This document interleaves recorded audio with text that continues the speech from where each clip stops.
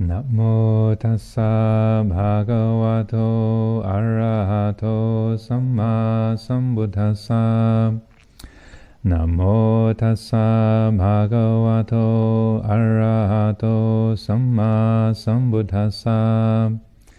Namo tassa bhagavato arahato samma sambuddhassa. Buddhang Dhammang Sanghang Namasami. I'd like to welcome everyone this Sunday afternoon. Lumpur Sumedho is away in Italy at the moment, and I think beginning at the end of the week he'll also be doing a 2-week retreat beginning at the retreat center here.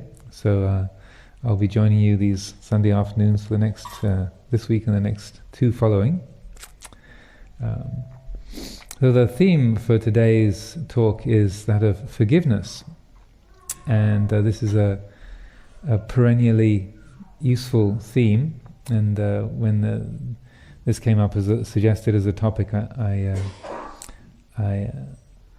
felt it would be a very helpful, very useful, interesting to explore. Our culture here in the West has quite a long history of the culture of vengeance and the sort of Judeo-Christian conditioning, but also it's not totally isolated to Western Europe. That in Asia, also other parts of the world,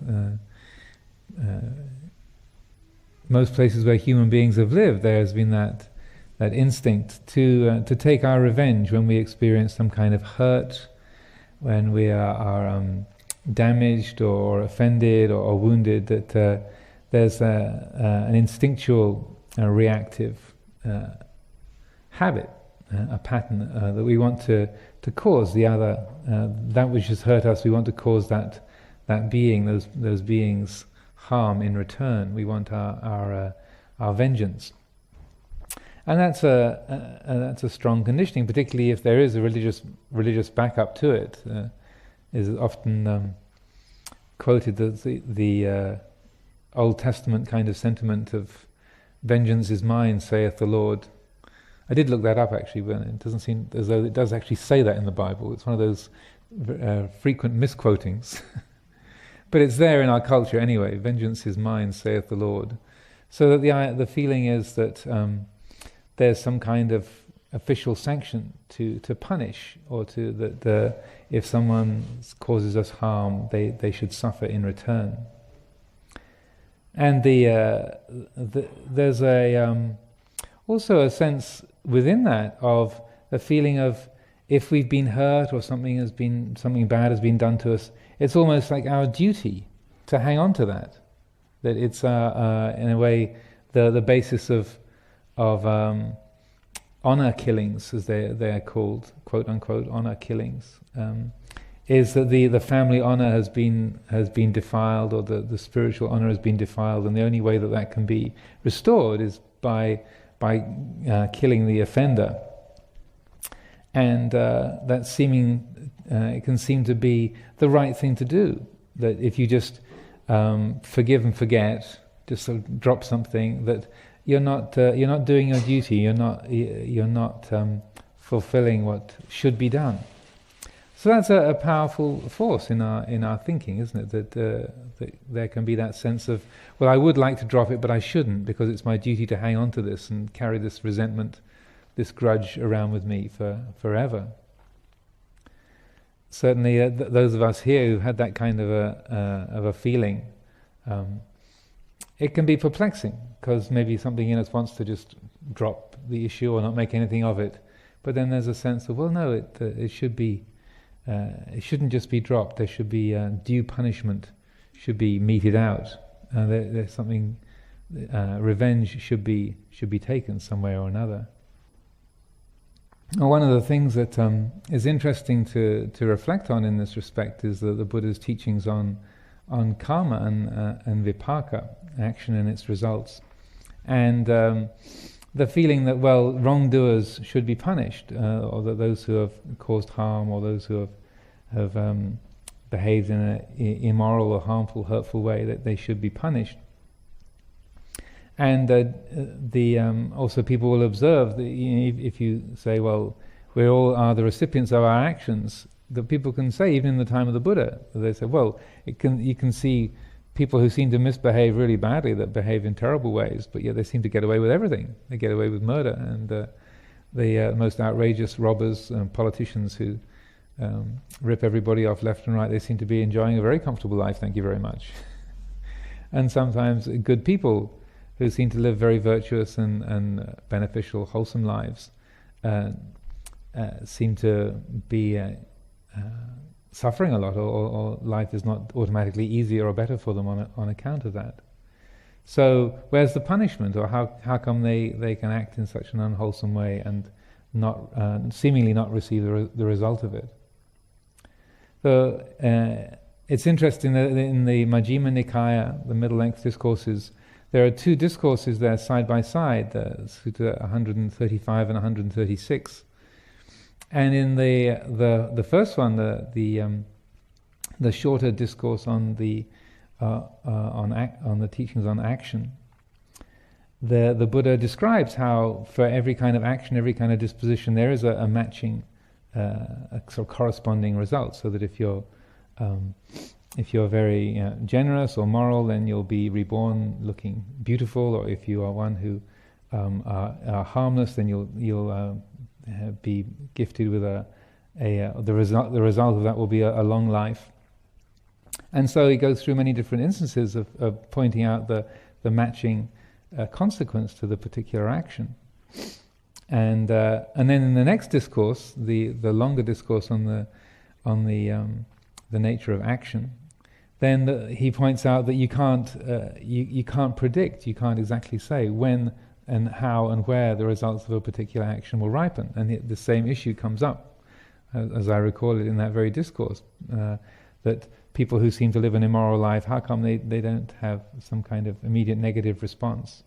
How come they seem to be going sort of, quote, unpunished? Or how come there are good people that have terrible things happen to them? And the Buddha points out that the ripening of action, the vipaka, the karmic result that comes from action, you can't predict exactly how, when and where it's going to ripen. But there are inexorable laws that are functioning together. So we have this mixture of different influences, both that there is the actions that are taken and the results that come from them, but you can't predict when and where that result will come. Now for most people, they want to see more immediate results. If someone's broken into your house, you want to see them taken to court, and you want to see them charged and see that justice is done. We are eager to see much more of a direct acting out of justice.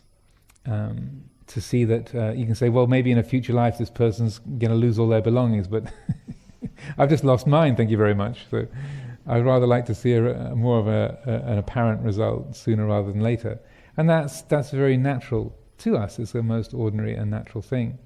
But the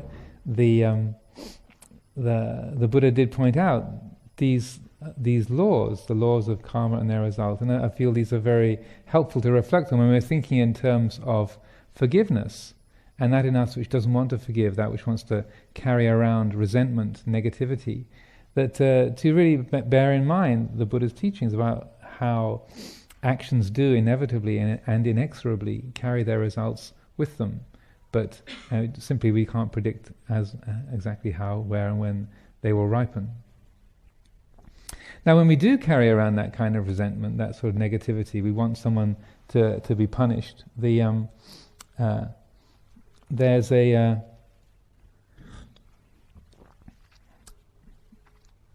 in the kind of Old Testament biblical model of an eye for an eye, a tooth for a tooth, what we find within ourselves when we carry that kind of resentment around, like I'm never going to forgive, you've done me wrong, and I'm going to carry this aversion, this grudge, this resentment around with me till the end of my days, and I'm never going to let you forget it. Now what we don't realize when we're doing that is how much we harm ourselves. And maybe the other person did do wrong. Maybe they did really badly abuse us or rob us or harm us in some kind of irreparable way. Maybe we are scarred for life. But what we can miss is how we are harming ourselves in the process. And it just so happened, I'm not sure whether this person who sent me this message knew that I was going to be giving a talk about forgiveness this weekend. But this arrived a couple of days ago through the email, seemingly quite by chance. And it's from someone called Petar Lachik. And it's a story that relates to this. So I thought I'd read it out to you all. Once upon a time, a man was walking along a path. He happened to catch his foot on a lump of dried mud and tripped and hit his nose on the ground. His nose bled and he felt a sudden rage at the earth that had hurt him. He stood up and shook his fist at it. "What have I ever done to you?" he shouted. "You stub my toes, you make me dirty, you make me tired walking up your hills, and you make me fall going down them. I've had it with you." He stomped off home and got his shovel. "I'll show you," he growled. "I'll shovel you away if it takes me the rest of my life." The man viciously jabbed his spade into the ground, scooped up some dirt and flung it into the air. "That's one shovelful gone, and here goes another," he grunted to himself as he tossed up a second scoop of dirt. He worked and worked, digging furiously, trying to shovel the earth away once and for all. All afternoon he dug up dirt and threw it into the air, paying no attention to anything else. He never noticed that he was digging himself into a hole. You could see that coming, couldn't you? Right? He never noticed that he was flinging the dirt into the air and onto himself. In his fury, he never noticed the weight pressing down on him or the space growing narrower and narrower. Even when he could no longer move in his mind, he was still digging, still shoveling the earth into space. He never noticed when he finally became part of the earth that he felt injured by. And the earth never took any notice of him at all. So it's a moral tale. But isn't it curious how we can dig ourselves into those holes? And we might hear that story and go, ha ha ha ha ha ha. And then, meanwhile, forgetting the last time that we did that. So, yeah, but I mean, he really did do me wrong, and it's my duty to carry that around and resent and begrudge him that behavior forever. So in terms of considering forgiveness, it's not necessarily overlooking the harm that's been done. There's a usefulness, a necessity to acknowledge that. But then it's also a consideration of, well, that having been done, what is a way forward that can help us all? What's something that's going to be of benefit both to myself, so I don't have to carry around this burden of aversion, hatred, negativity, and what's going to help the other person as well, or the other people. So I was reflecting on this theme, and I was reminded of a story I heard about someone who became quite well known in this country back in the 60s and 70s, and there was someone who was a monk in this community who used to work with this fellow up in Edinburgh. His name was Jimmy Boyle. Some of you might have heard of him, and he was a gang fighter in Glasgow back in the 1960s, and he was jailed in 1967 for murder. He was I think he was the very first person to be convicted of murder after the death penalty was scrapped in Britain. And so he was locked up, and for the first 10 years of his life in jail, he fought the system tooth and nail and was a completely incorrigible prisoner. And this was the first time that the prison system didn't have the threat of the death penalty, and so they were struggling to find ways to contain people who ostensibly were never going to be out of jail for the rest of their lives, and therefore they seemingly didn't have much to lose. So Jimmy Boyle was a famously contentious and difficult, argumentative prisoner who picked fights with the guards and the system as and where he could, whenever he could. And the reason why the monk who'd been in our community had got to know him was because eventually Jimmy Boyle was released from jail. And the way it came about was that after struggling in the prison system for many years, they decided to try and experiment with humanizing the way of relating to the prisoners. And I believe it's in Jimmy Boyle's book called A Sense of Freedom that he wrote in. He was jailed in 1967, and then I think he wrote the book A Sense of Freedom in 1977. And he describes how what they did was that within Barlinnie prison in Glasgow, they created a special unit, a sort of a super tightly contained unit within the prison. But inside that unit, then things were quite liberal, quite open, rather than the previous procedures they'd had of pretty much locking people up, even putting prisoners in cages, the infamous cages, locking people up in solitary confinement and very vicious punishments. And Jimmy Boyle described how the great turning point came for him, where one day in the special unit a parcel had come for him from some well-wisher outside, and then the guard gave him a pair of scissors, and as he describes as, that's a weapon. and he, because up to that point, then any kind of sharp object, anything that could remotely be used to harm others was completely out of bounds. It was never going to be allowed near. And here was a guard actually handing him a weapon. And he's looking the guard in the eye and says, you realize what you're doing? You're actually putting a weapon into my hand. And then the guard stayed in the same position, still holding the scissors out to him, and gave him this look which said, yes, I know, I'm handing you a weapon, and I'm trusting that you're not going to stick me with it. And it was so had such a powerful impact. It was so surprising and so powerful a message to him that someone was actually treating him as a responsible human being for a change, that to his amazement he took the scissors and opened the parcel with them and gave the scissors back. Didn't attack the guard, and that was a turning point in his whole life. And eventually, because he was able to really turn his life and his way of relating around, eventually he got released from jail, and he started up this prison reform charity called Inside Out, I think it was called, and that this fellow who eventually became a monk in this community, Sumedho, was working with him as a volunteer when they had the programs going in Edinburgh. Well, that really struck me, that story, and the experience, because also Sumedho had known this fellow and worked with him and had hands-on experience of this man and his life story. So here was someone who the society at first was not going to forgive in any way. He was a murderer, he was to be punished, he was to be contained under duress at all costs.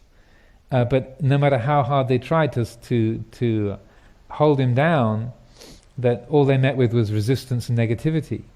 But the turning point came when he was trusted.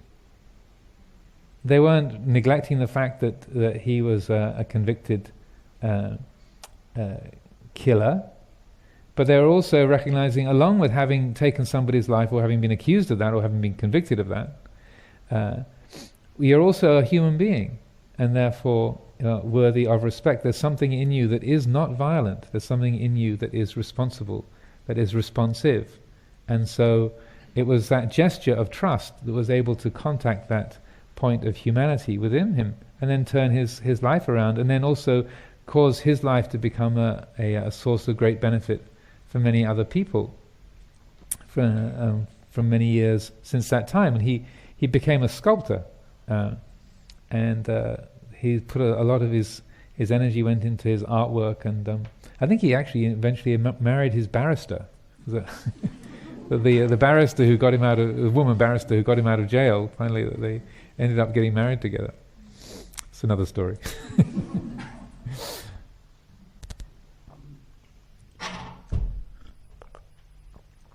So with this theme, it's important to, I feel it's important to understand that we're not just, with forgiveness, we're not just glossing over the harm that's been done. You're not pretending that that's not there or that it doesn't matter. But we're looking at what is the most skillful way of handling that. There's a chant that we do here pretty much on a daily basis, called the sharing of blessings, and probably many of you are familiar with that. And in the words of this chant, in the English goes, those who are friendly, indifferent or hostile, may all beings receive the blessings of my life, may they soon attain the threefold bliss and realize the deathless. You're sharing your blessings consciously with the highest gods, the evil forces, those who are friendly, indifferent and hostile.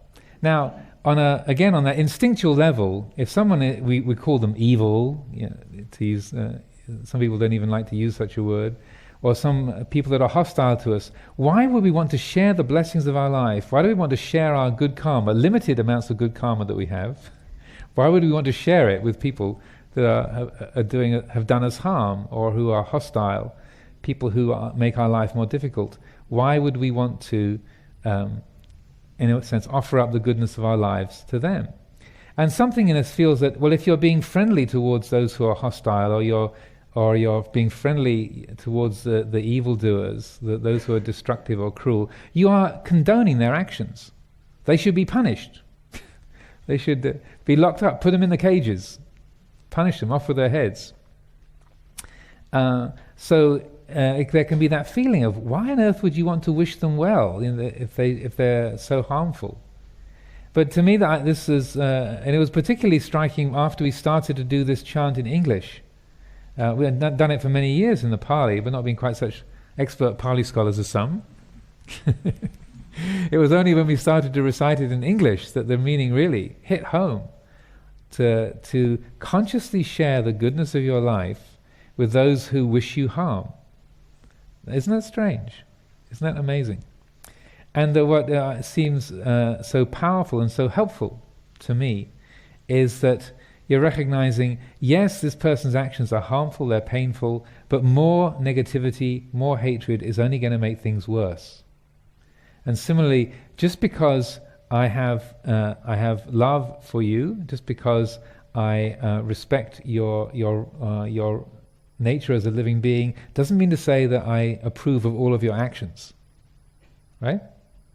And it's very easy to get those things mushed together. They get conflated very easily, don't they? Because we might feel if someone objects to our actions or criticizes our actions, they're criticizing us. They hate us. If you don't approve of what I do, then you must hate me, or you must feel badly towards me. But I feel in terms of practicing Dhamma, it's most important to realize that those are two different things. That we can have complete loving kindness and respect and forgiveness. We can cultivate those qualities towards another being, but yet heartily disapprove of their actions. They're not the same thing. That just because I share the goodness of my life with you doesn't mean to say I'm glad of what you do. Just because I disapprove of what you do doesn't mean to say I hate you or feel negativity towards you. So I feel this is an extraordinarily important principle to bring into our culture, something that comes from Buddha Dhamma that's really very, very helpful. And to be clear within ourselves that we can do that. We have that capacity to wish well to even those who do us harm. Because that quality of wishing well is recognizing our common humanity, our common nature as living beings. And recognizing that if I carry around resentment, if I carry around negativity, that only creates greater division, greater disharmony, greater discord, and therefore sows the seeds of greater suffering in the future. Does that make sense? Yeah. So this is I feel something that's really worthy of contemplation, and it happens so many times during the course of a day, where we think of somebody in our family, or someone that we work with, or someone in the government, or some figure around the world, and we look at their actions and then we think, I hate that person, or I can't stand that person, or that's really upsetting, or I feel a sense of negativity. And just to take the trouble to notice that, to see that reaction, and to consider, well, wait a minute, I disapprove of their actions, or their actions seem harmful or destructive. That's not a cause for me to cultivate negativity and aversion towards that other person. To take that moment to sort of reconsider our approach. One of the things that is similarly an important principle. Again, I'm not trying to make this an occasion to put down the Judeo-Christian model, but in one of the most important things in Buddha Dhamma is there's no concept of an absolute evil. That the Buddha talks in terms of wholesomeness and unwholesomeness, but there's no such thing as in Buddhist psychology, in Buddhist teachings, as an absolute evil, and this is again a very helpful principle to digest in terms of cultivating forgiveness and a quality of compassion or loving kindness towards other beings.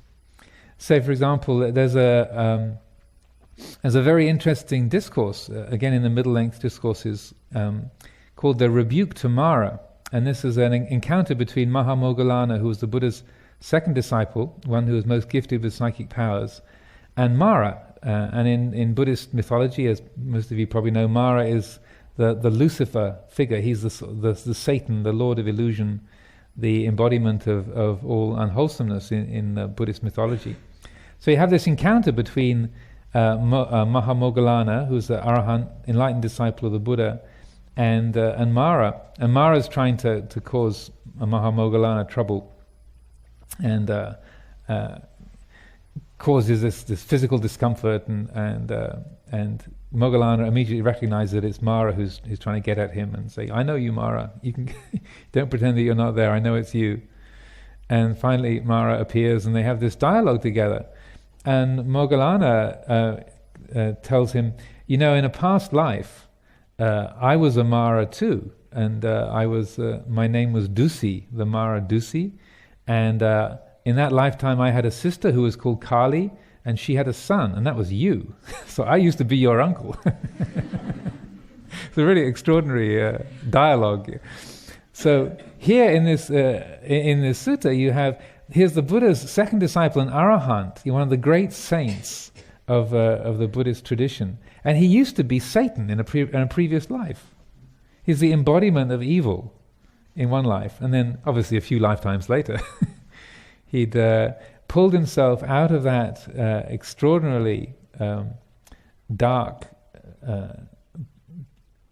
pattern of living and thinking and relating, to the point where he had reached full enlightenment and was the development to whereby he had the good karma to be born in the lifetime of Gautama Buddha and to become his second disciple. And mythologically, that's pretty amazing to me.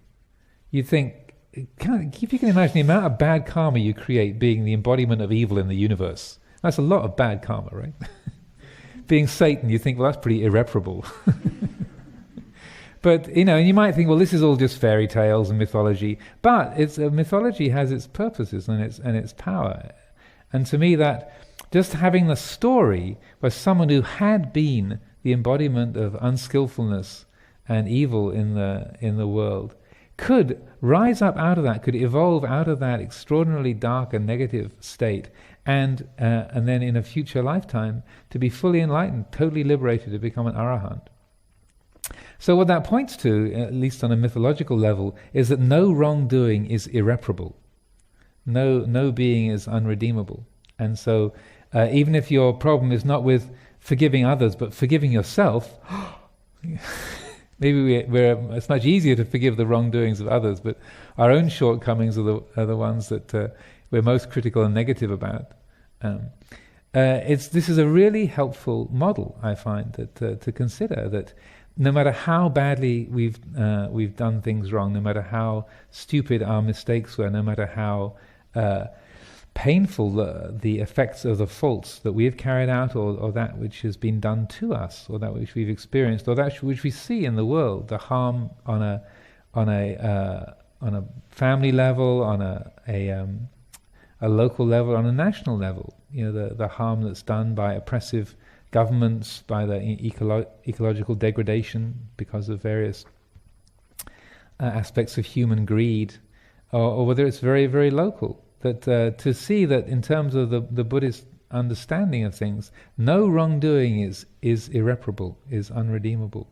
And again, I feel this is a really important and helpful model, particularly when if we are one who suffers a lot from guilt or from feelings of imperfection in ourselves, so a lot of self-criticism, that there's that one thing that we did that was irrevocably bad, that terrible mistake that we made, the thing that maybe people keep reminding us should be considered to be unforgivable. Just to bring that suggestion into consciousness that there's no thing that we have done, no thing that has been done to us, no thing that has happened around us that is completely unforgivable. Similarly, the Buddha's cousin, Devadatta, who during the Buddha's lifetime made several attempts on the Buddha's life, tried to kill him several times over, caused a schism, a division in the Sangha deliberately. Incredible amounts of bad karma. Again, according to Buddhist mythology, even though as the stories go that Devadatta was eventually his bad karma piled up to such an enormous extent that the earth actually opened up and swallowed him in a sheet of flame. And then he was sunk down into the lower hell realms.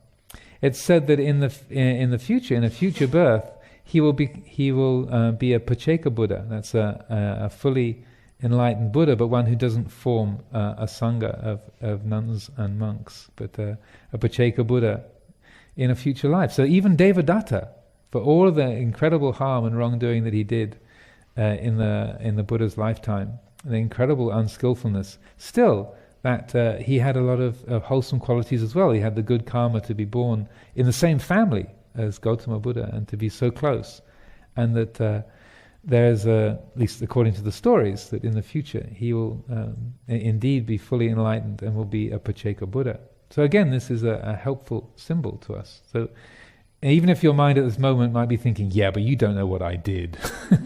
I really should be punished. I really don't deserve ever to be happy.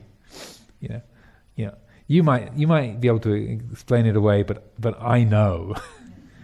So I would like to encourage a little doubt, a suspicion that maybe that judgment is faulty, and that perhaps there's a possibility that even the most ghastly wrongdoing, the most terrible mistake, the harm that we've done, is forgivable. There was a very poignant dialogue I had with someone earlier this year who she took her children and some of her nieces and nephews to the seaside one day, and she was looking after the children, and one of her nieces got into trouble in the seaside, got into trouble in the sea, and she didn't realize that her niece was struggling, and she drowned. And so this incident, a 10-year-old niece drowning, and she was responsible. She was the responsible out there, and she wasn't paying attention. It was her responsibility. It was her fault, and how that has sat with her and stayed with her, and has been the sort of dominant, painful presence in her days ever since that had happened 20 years before. And so she carried that around with her, and was haunted by that feeling of responsibility and sadness, the grief at the loss of her niece. And so talking with her in these terms, and how part of her mind could say, I can't be forgiven, it's my fault, it's my fault, it's my fault, it's my fault. And so in this respect, it's important to recognize, yes, we do have those feelings of regret, but that's not all and everything that we are. Just like Jimmy Boyle had been responsible for a lot of violence and destruction and pain in the way that he lived. But that's not all and everything. That's not the whole story. It's not all of what we are. And that we're not necessarily brushing aside the harm that's been done. We're not pretending it's not there. But we're also not creating self-view around that, not making that into an identity. But seeing, yes, that was an unskillful action, harm was done, but we can recognize the transgression, we can recognize the harm, and acknowledge it as such, and then move on from there. Another story that comes to mind is slightly less painful and poignant. Was an encounter between was described to me by a friend of mine who's a Dhamma teacher in the USA, in California, Julie Wester. And this was an incident that occurred when her daughter was about 4 years old, and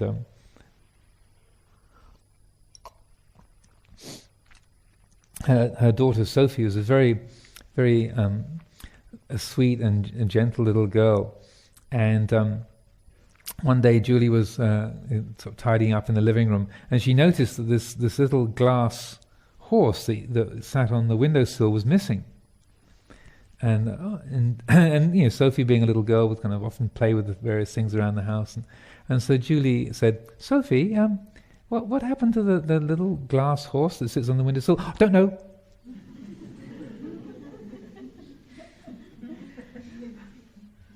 This froze in this blanched look of terror on her face, and Julie, being very astute, shall we try that again? So why don't you go out of the room, Sophie, and then come in, and I'll try asking that question again. How about that? Okay. So then, I thought this was extremely skillful, a way to help her daughter. And so Sophie went out, and then she came back in again, and Julie said, "Sophie, what happened to that little glass horse that sits on the windowsill?" "I broke it." I'm sorry. "Oh, well, that's a shame. That was a sweet thing, but I wonder where the pieces are. Maybe we can stick it back together again." "Oh, do you think so?" And so she went and got the pieces of the broken glass that Sophie had tried to hide away, you know, sort of. And then they made it into this little task together to try and get some glue and to, you know, take the various pieces and figure out what went where and stick the horse back together again. I thought that was tremendously skillful, rather than saying, "You shouldn't lie to me, Sophie, you know, I know you broke it now, you should be a good girl," and because she could see that she was very regretful, and also that there she was telling a lie to her mother.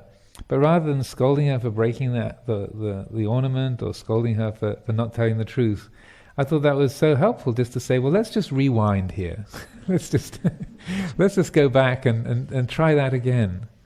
And that was, I thought, a very wise and a helpful way to relate, because it certainly recognized there was something that was done that was harmful, but yet there's a way to recognize, well, it was a mistake, it was an accident. There was no need to create more difficulty and pain out of it. So in our world, there's many ways that we can deal with wrongdoing and harm. Something like that I thought was extremely skillful.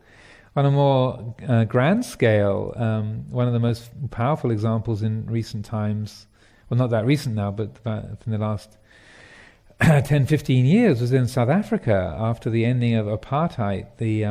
What was called the Truth and Reconciliation Commission, that was founded by the post-apartheid government, Nelson Mandela and the South African government, actually bringing in people who had been responsible for extremely harmful and destructive acts, people in the security services, people in the police and the army and in the governmental world, and in all different dimensions, or people who'd taken revenge for harmful acts done and so forth, and bringing people into the commission and talking through the acts that had been done, what had been done, and accounting for the feelings, the motivation behind it, and what was there. And I haven't read a huge number of accounts of that, but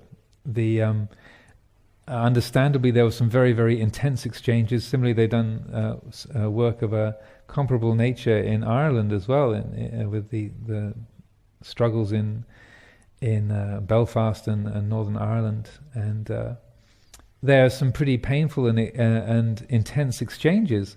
But the overall result of that effort has been extraordinarily helpful, and I think that many people could never believe that South Africa could change over from a sort of the white apartheid government to a democratically elected governmental form involving the African people, Black African community, without there being a huge amount of military conflict and bloodshed.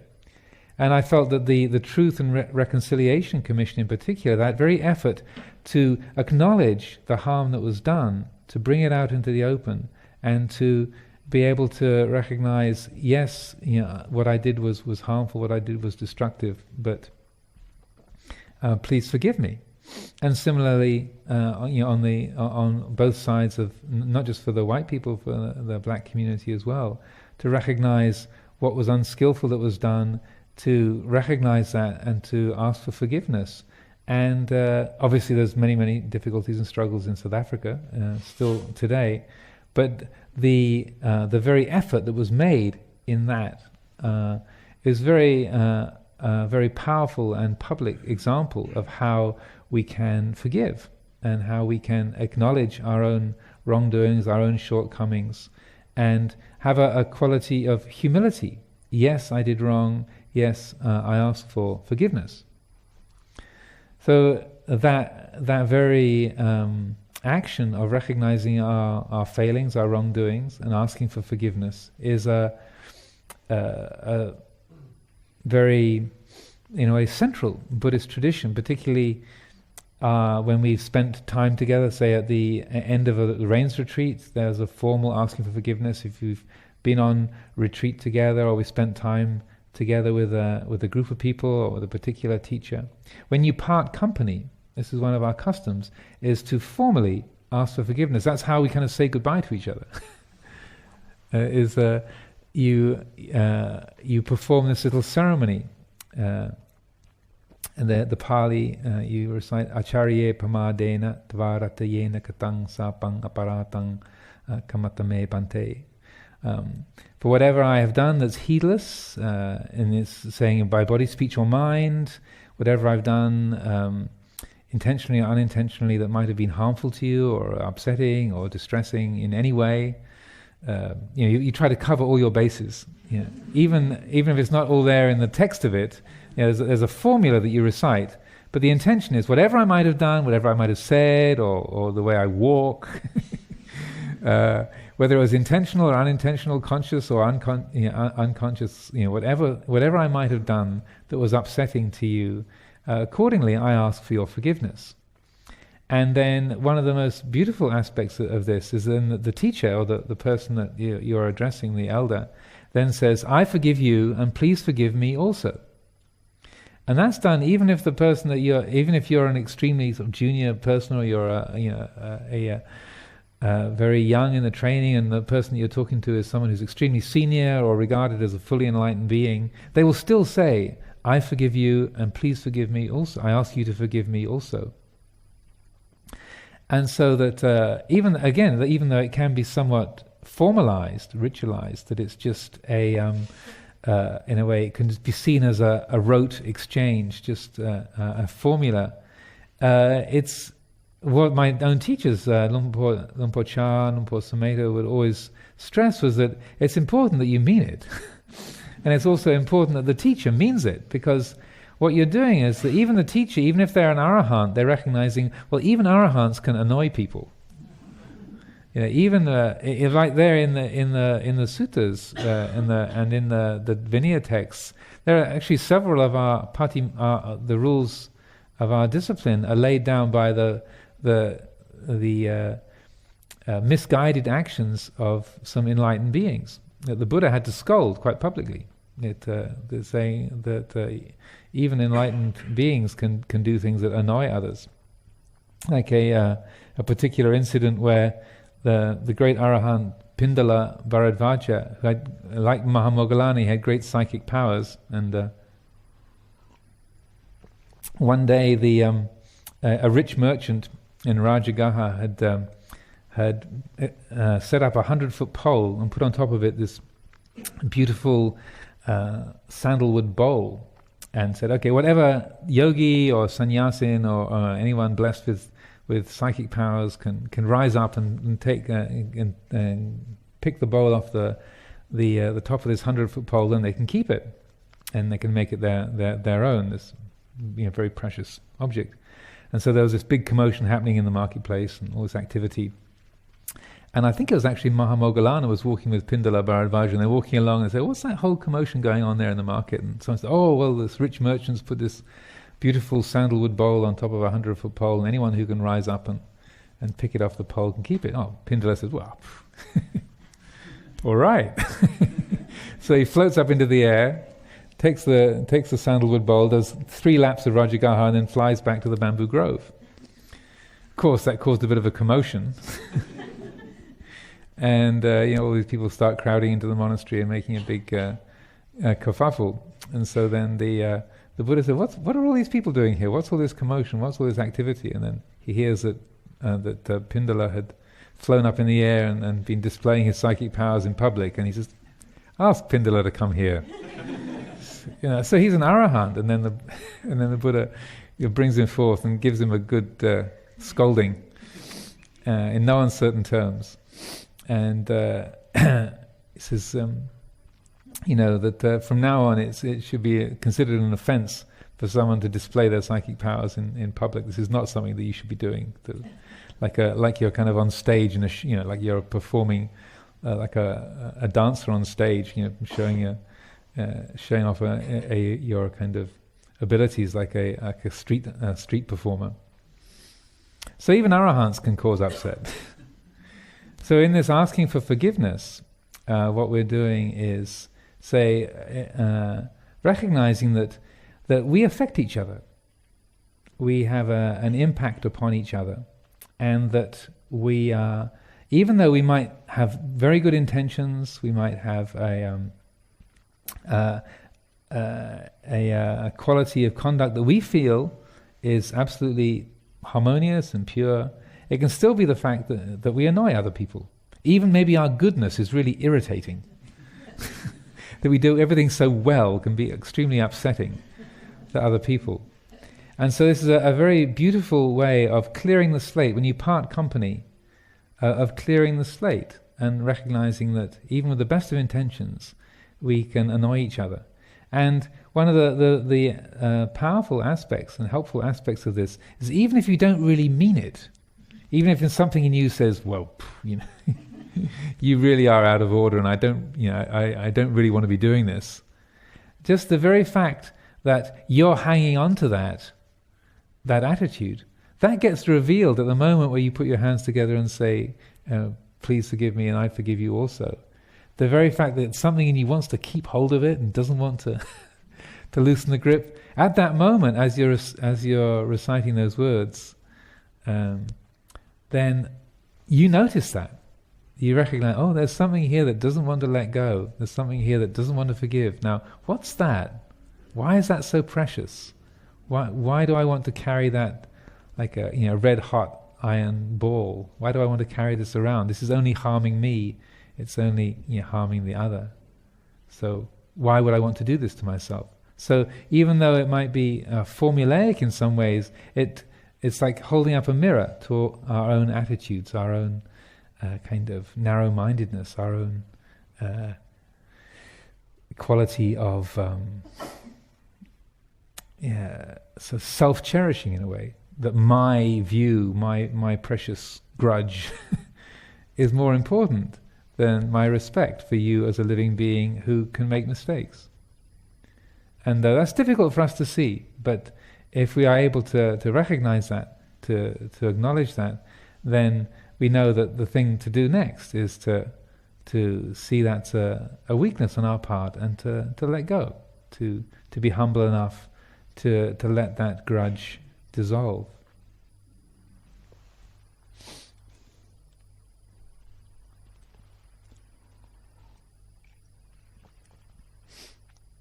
Now sometimes that kind of insolubility there's something that is in a way we've been carrying around for so long, or it's some situation that's so intractable or difficult that you really can't come to an agreement. You really can't settle it. And the Buddha had a variety of ways that he presented for disputes and conflicts and difficulties in the community to get sorted out. You can ideally we do things make decisions by consensus, and you come to a full agreement like that. If you can't do things by consensus, you go to a majority vote. Anyway, there's various different ways of settling disputes and discord, but and there's a list of 7 of them that we recite with the rules of training every fortnight. And the last one is called covering over with grass, and this means there's no way we're going to agree on this. You think A, I think B. You're sure you're right. I'm sure I'm right. Well, okay, let's just cover it over with grass and carry on.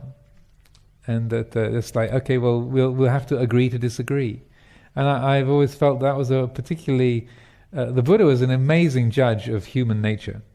He was extremely observant and a very, very astute judge of character and observer of human nature. And he realized that sometimes you just can't agree. But that's still not an obstruction to carrying on. We still live together, we're still related to each other.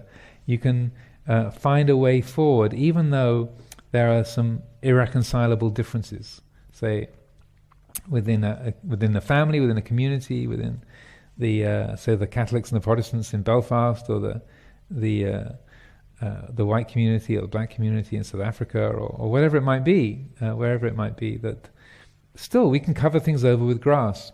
And a few years ago I came across a similar tradition in Hawaii, and they have this particular, when you have some conflict within the village, within the community, that again is completely intractable. There's 2 factions that are opposed to each other, and you've been back and forth and back and forth and back and forth, and you can't come to any kind of settled agreement. There's this kind of community action that's called ho'oponopono. I'm sure that's badly pronounced, but ho'oponopono. And what they do is the whole tribe, the whole village gathers together, and they all agree, okay, this is impossible, right? This is completely impossible, but here we are. And then they all agree, okay, this is a ho'oponopono. This is what it is. Okay, we all agree this is impossible, this is completely, we're unable to work this out. Okay, it's one of those, and here we are. And then they carry on. So I'm sure there's more to it than that, but I thought this bears a striking resemblance to the covering over with grass and the recognition of, yes, sometimes there are deeply the rifts and the disagreements, the different ways of seeing things are so deep. But there is this capacity to recognize a bigger picture. There's something that's more important than my rightness or your rightness or the wrongs that have been done, and that to allow us the space to respect each other and carry on is the most important thing. Now, another of the aspects of forgiveness that I'd like to touch on is, say, for example, the monastery where I was living in California was called Abhayagiri, and in Pali, this means fearless mountain. A is the negative, Bhaya is fear, Giri is mountain. So literally it translates as fearless mountain. Now, for many Thai people, when they'd see the name Abhayagiri, they think, oh, this means forgiveness mountain. Because in the Thai language, Apai means forgiveness. And so when Thai people would come and they say, why did you call your newsletter Fearless Mountain? What's the name got to do with fearlessness? And he said, well, actually, that's Abhaya means fearless. They go, really? Because in the Thai language, there's a slight drift of meaning, but it's not that far from the original. Because to to forgive, when you don't carry a grudge around, no one needs to be afraid of you, right? And one of the qualities of dana, or generosity, that the Buddha described, along with amisa dana, the giving of material gifts, another level, or of superior level of generosity, of dana, is abhaya dana, to give fearlessness, or to give freedom from fear. So that, and often that's associated with keeping sila, keeping the precepts. So that if you are one who is dedicated to honesty, to non-violence, then other beings don't need to be afraid of you. Like in a monastery, you find that the rabbits and the deer and such like, they kind of roam around quite freely because they know the humans are not going to harm them. So that the quality of abhaya, of fearlessness, is in that sense related to the quality of forgiveness. Because if you are always ready to forgive others, you're not carrying around resentment, you're not carrying around any kind of grudge, you're not carrying around that kind of negativity, no one needs to be afraid of you, right? And so that the abhaya of abhayagiri then is it's demonstrating, or it carries that same kind of meaning. And so forgiveness is not just something that, say, we are benefiting from ourselves. It's not just freeing our own heart from a burden of negativity or resentment or the desire for revenge, but it's also a gift to others.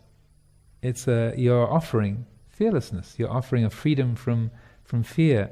And when people know that you haven't got anything against them, sometimes they can be afraid of us if people feel that they've done something worthy of criticism, or that we're going to blame them for some kind of harmful action or negative action. That to be able to say to someone, no, I have no negativity towards you. I'm not carrying any resentment. I really don't mind. I have no ill will towards you. Really? Part of us can't believe it, but but when you've had that kind of experience, I'm sure all of us, most of us, at some point have had that kind of encounter. And when someone realizes they really don't need to be worried about you or to be feel threatened by you, there's a tremendous relief and a happiness. Another story I read about recently, which I was very struck by, was I think it was in one of Malcolm Gladwell's books. I read it. Who wrote The Tipping Point and Blink. I think this might have been in Blink, I'm not sure. But he described how in the USA, a man had been wrongly identified by a woman who'd been attacked, a victim of an attack, and she'd wrongly identified this man in a identity parade, and he was in jail for 20 years. He had 20 years in jail, and even when the actual after there was some doubt about whether the right person had been identified, and when the woman was confronted with the actual attacker, she said, no, that's not him. It was the other guy. I remember. It was definitely him. And in the book, it was also about the frailty, the subjectivity of perceptions. But after 20 years, further evidence appeared, and it became clear that she had been mistaken, to her amazement, that she had been mistaken, and that the wrong man had been jailed for 20 years. When he was released, then she, with incredible anxiety and trepidation, went to him and apologized and said, "I'm terribly sorry. I really, I made a genuine mistake." And to her astonishment, he had no negativity towards her. He said, "We all make mistakes." He's obviously an amazing person. He said, "Hey, we all make mistakes." He said, "But you've lost 20 years of your life. Your entire youth was spent in the jail." He said, "Well, you didn't mean it. So I hold nothing against you." And they had this wonderful encounter. And they became firm friends, and they now travel around doing workshops. I wish I could remember their names, but they now travel around doing workshops on reconciliation, and sort of restorative justice, and and telling their story, and also what she has gained by his lack of negativity, his generosity towards forgiving her, and his capacity to not resent having been subjected to the system because of being he was a black American, and she was, and therefore far more likely to be jailed than a white person. But he was his freedom from resentment, and then the beneficial relationship that's come from that is something that they carry on using that as a gift to the society. Well, the last thing I'd like to say, just as a closing piece, is how when we think about forgiveness, you might feel that once we've forgiven someone, or we have forgiven ourselves, that you come back to some kind of neutral point. But there's another dimension to it as well, whereby when we say let go of a sense of negativity, it's not just coming back to a neutrality, but there's also powerful positive forces that come through as well. Like for that woman, her experience of gratitude, amazement and gratitude to this wonderful man who'd been locked up for so long on her wrong evidence, and how what can come forth is a great brightness of heart. When say for example, we can have a lot of resentment towards people who've harmed us, or say our family members, or people who have oppressed us in some way, or we feel that, and then when we develop the quality of forgiveness and letting go of that resentment, then what that opens us up to is a quality of compassion. That even if someone really has done us harm, or we've experienced a lot of pain, just to recognize what a terrible state they must have been in order to have carried out those actions. You know, poor guy. What a state to have been in. How miserable a condition to live in, to have acted in that way. And then we can experience a genuine quality of compassion.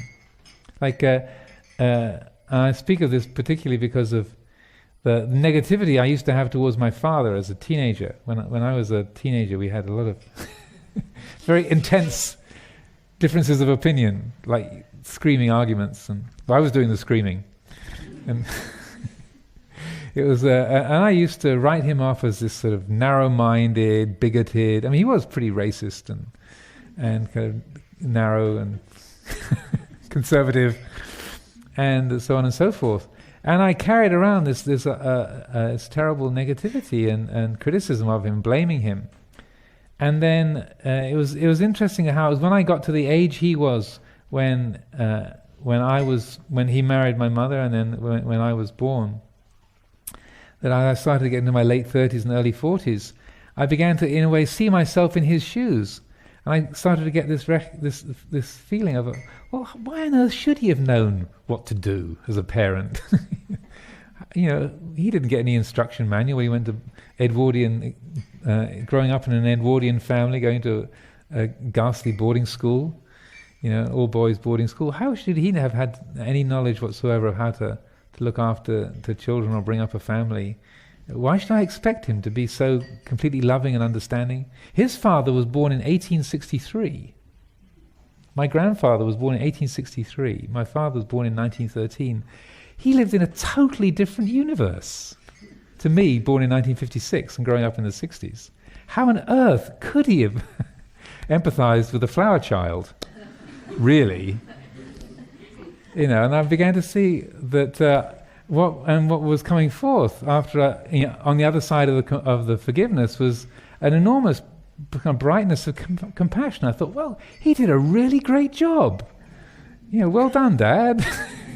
And part of me was thinking, I can't believe I'm thinking this, because it bore such a striking contrast to what had been there before.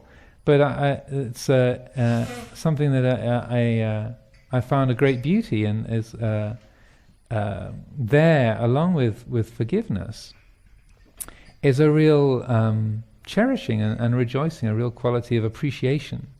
The brightness of gratitude, of compassion and appreciation that we have for other beings, even those who we felt have done us harm or done us wrong, that we can it can bring forth great joy and a delight, a brightness within us. So, speaking of joys and delights, the compassionate tea makers have been busy at work, so we'll finish with the opening reflections there, and we'll have a little pause for tea for 20 minutes or so, and then gather again about 25 past.